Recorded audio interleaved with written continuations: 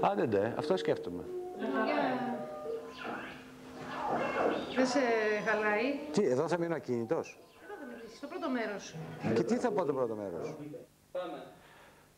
Ο Νικόλαος Λίτρας γεννήθηκε το 1883 και ήταν ο γιος του Νικηφόρου Λίτρα, του γνωστού ακαδημαϊκού ζωγράφου Νικηφόρου Λίτρα. Σπούδασε όπως τότε όλοι στη Σχολή Κανοτεχνών, με δάσκαλο όμως τον πατέρα του. Και έπειτα έκαμε και αυτό στο μόναχό του. Πήγε στο Μόναχο. Όλοι πήγαιναν τότε. Εκεί σπούδασε δίπλα στον Λούντβιχ Λάιφτς. Πάρα πολύ ακαδημαϊκό ζωγράφο, ίσως περισσότερο και από τον πατέρα του. Τώρα όμως μνημονεύω τον Νικόλαο Λίτρα γιατί ήταν από τους λίγους, ίσως ο πρώτος, μαζί με τον Μπουζιάννη, ο οποίος γύρισε τα οπίστια του κυριολεκτικά στην ακαδημαϊκή ζωγραφική. Γιατί το έκαμε αυτό, δεν ξέρω. Ίσως γιατί ήταν νησιώτης, ίσως γιατί είχε μια τέτοια ιδιοσυγκρασία. Για κάποιο λόγο τέλος πάντων. Ο μεγάλος μου έρωτας όμως που έχω είναι το ψάθινό του καπέλο. Ένας πίνακας που έκανε το 1925 στην ωριμότητά του. Αυτό τον πίνακα λοιπόν τον στέλνω όταν χρειάζεται να στείλω κάρτες σε φίλους μου ζωγράφους στο εξωτερικό, τους στέλνω αυτό τον πίνακα, λέγοντάς τους ότι να, έχουμε και μια ζωγραφική που είναι ελληνική, που διαφέρει από τη δική σας ζωγραφική και την έκανε αυτή τη ζωγραφική ο Νικόλαος Λίτρας. Μάθετε λοιπόν το όνομα και να το θυμάστε.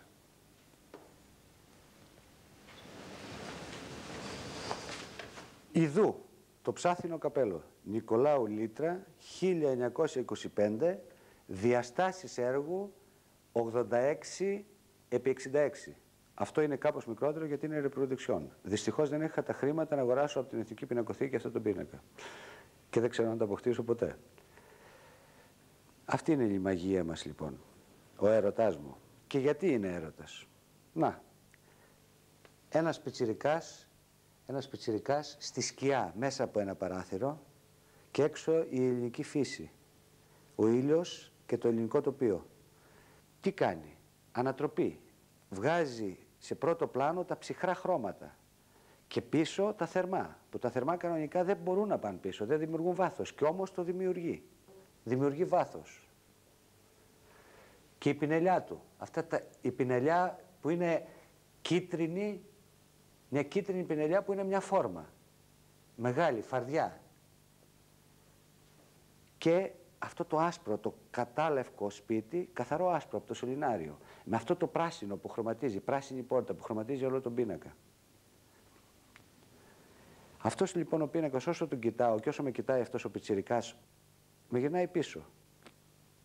22 Μαρτίου του 1964, εγώ Τσολιαδάκη, μπροστά στα μαρμάρινα σκαλοπάτια του Δημοτικού Σχολείου στον Πολύγυρο.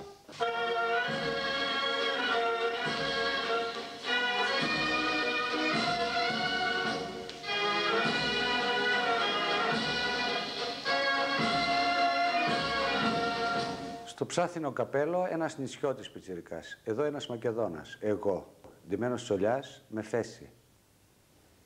Ο Σαβουλίδης, τερματοφύλακας του ΠΑΟΚ Θεσσαλονίκης. Το σπίτι μου στον Πολύγυρο, η νίκη Πολυγύρου Β' Εθνική, το 1964. Ο Τζιμ Άνταμς, ο μικρός Ερήφης, τα στρατιωτάκια από το Κλίν και ο Γιώργος Θαλάσσης, το παιδί φάντασμα. Της πατρίδας μου η σημαία έχει χρώμα γαλανό και στη μέση χαραγμένο ένα κάτασπρο σταυρό. Και δίπλα, ίδια εποχή, στα ίδια σκαλοπάτια, η τάξη μου, Τετάρτη Δημοτικού, η Φιλίτσα η Τζιρούδα, μητέρα 2 παιδιών, η Γιάννα η Γιαννά, η πρώτη μου αγάπη, ο παιδικός μου έρωτας, η Τέρη η Αμερικάνα, ο συλλογικός έρωτας της τάξης, που ο Λευτέρης Μουγκρής, ελεχρωματιστής τώρα, φιλούσε στα διαλύματα την τσάντα της, νιώθοντας υπερήφανος για τον έρωτά του. Ο Πέτρος ο Ρούσος, υπάλληλος στο νοσοκομείο. Ο Φίλιππας Τάσος, αγρότης τώρα, με έμφραγμα αορτής. Ευτυχώς είναι καλά.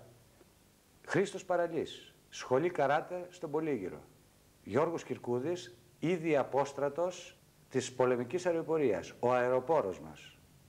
Δημήτρης Μπουλάκης, νομικός σύμβολος της Ιωνικής Τραπέζης. Σάκης Καλατζής, ο αναισθησιολόγος μας. Κώστας Φλωρίνης, εξκαυτικά μηχανήματα στα Γρεβενά. Απόστολος Φυργάδης, ο μασέρ του Όφη. Όλα αυτά τα ονόματα, όλοι αυτοί οι φίλοι. Και εγώ το 1964. Τσολιαδάκη. Και το ψάθινο καπέλο το 1925. Ο Νικόλαος Λίτρας. Κακά τα ψέματα όμως. Πιστεύω ακράδαντα πως πατρίδα μας είναι τα καλοκαίρια της παιδικής μας ηλικίας. Και το ψάθινο καπέλο είναι μια σημεούλα που πλαταγίζει λέγοντάς μου ότι έχω κι εγώ έναν παππού. Όπως ο Γάλλος συνάδελφός μου μπορεί να έχει το Μονέ. Εγώ έχω το Λίτρα. Τον αγαπώ πολύ και το εύχομαι καλές διακοπές. Καλές διακοπές. Και το εύχομαι ευτυχισμένο το καινούριο έτος.